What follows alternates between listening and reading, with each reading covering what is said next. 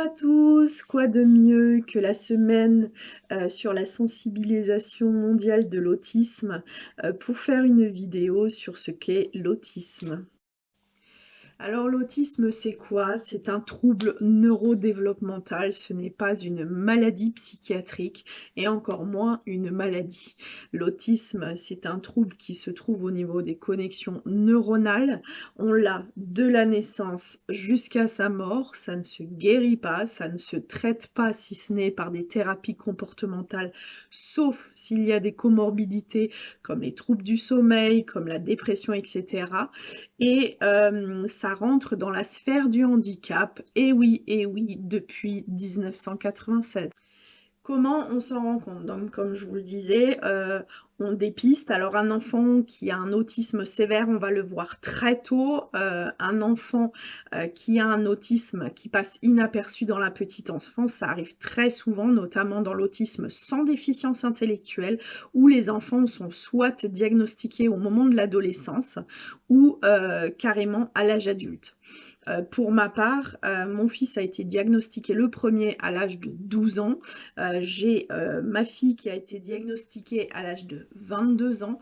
Et pour finir, j'ai été diagnostiquée à l'âge de 45 ans. Et ce sont des troubles qui passent tellement inaperçus que la personne, l'individu s'adapte à la société, agit par mimétisme et surcompense toute sa vie pour pouvoir être comme les autres.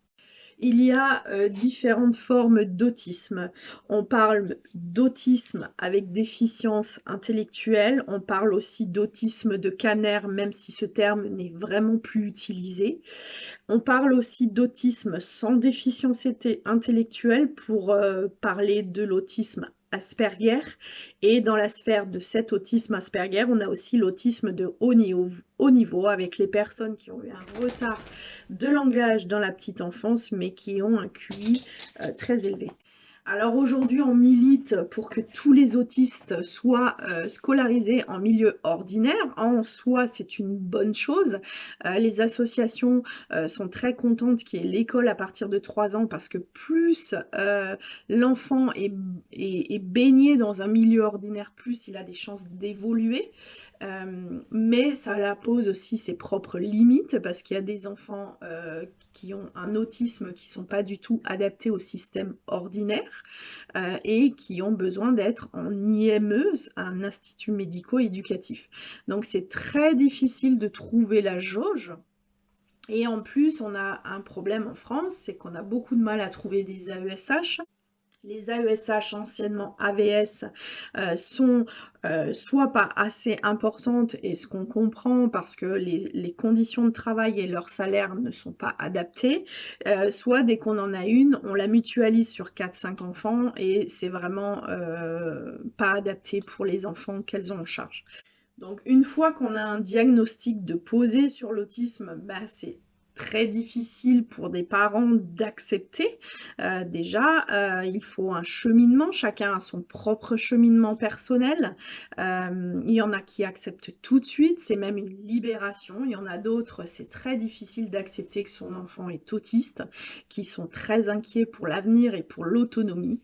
Au niveau éducation, eh bien, la punition ne marche pas, donc il va falloir restructurer toute une autre manière de faire au niveau éducatif.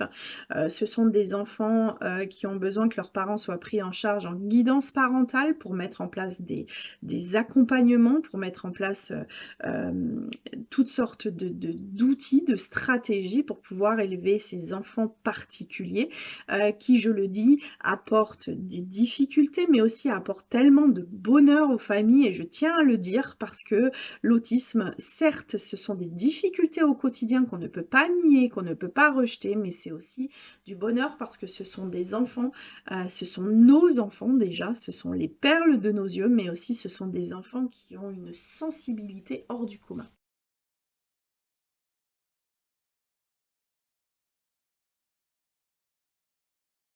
Comme je l'ai dit, ça rentre dans la sphère du handicap depuis 1996. Donc la MDPH prend en compte les dossiers. C'est très difficile d'une région à une autre parce que chaque MDPH ne rembourse pas de la même manière. Il faut faire des dossiers compliqués. Les parents sont souvent embêtés, ils ne savent pas comment faire, il faut voir le médecin, etc. Il y a quand même une prise en charge qui est là pour les adaptations, pour les rendez-vous paramédicaux. Il peut y avoir des rendez-vous avec une psychologue TSA, il peut y avoir des rendez-vous avec un neuropédiatre, avec une psychomotricienne, une orthophoniste. Enfin, il y a tout un collège de professionnels qui sont autour de l'enfant et de sa famille pour l'aider à évoluer et à trouver un minimum ou un maximum d'autonomie. Alors bien entendu, il y a des autismes, des spectres qui sont plus difficiles que d'autres. Bien sûr, un autiste qui a une déficience intellectuelle, c'est beaucoup plus compliqué à prendre en charge quand il n'y a pas la parole, etc. Donc les parents se battent. Maintenant, sur la communauté que je peux voir sur les réseaux sociaux, les parents ne baissent pas les bras, même si le corps médical et paramédical leur dit qu'il ne parlera jamais. On a vu des enfants parler parce que les parents n'ont jamais lâché. Donc je vous encourage vraiment, si vous êtes parent d'un enfant porteur d'autisme non verbal, ne lâchez rien parce que ça peut toujours arriver, parce que les connexions se feront quand même, même si elles ne se font pas de la même manière. Mais en tout cas, on voit beaucoup d'enfants qui étaient prédits à un avenir non verbal et qui le sont devenus. Je milite pour quelque chose, c'est que toutes les professions médicales et paramédicales aient une formation suffisante sur l'autisme, parce qu'aujourd'hui, on n'a pas de médecin, on n'a pas d'infirmiers, on n'a pas d'auxiliaire de puériculture. Toutes ces professions qui sont au contact même des enfants ne sont pas formées au dépistage précoce. Et c'est un vrai problème, parce que du coup, elles ne sont pas des lanceurs d'alerte. Or, les parents, souvent, sont les seuls à être les lanceurs d'alerte et ne sont pas entendus. Et il faut vraiment que ça change à ce niveau-là. Dans les études de médecine, s'il vous plaît, faites vraiment une vraie formation sur les TND. Les parents ont besoin de vous. Alors, il y a des centaines, des milliers de recherches sur l'autisme de tous les côtés. Ça émerge tout le temps. C'est vraiment une cause maintenant mondiale, puisque l'autisme ne fait qu'augmenter, la prévalence ne fait qu'augmenter. Aujourd'hui, en France, on est à un enfant sur 59. C'est énorme. Et depuis des décennies, ça ne fait qu'augmenter. Donc, les chercheurs sont vraiment sur le pied de grue, la génétique avance beaucoup.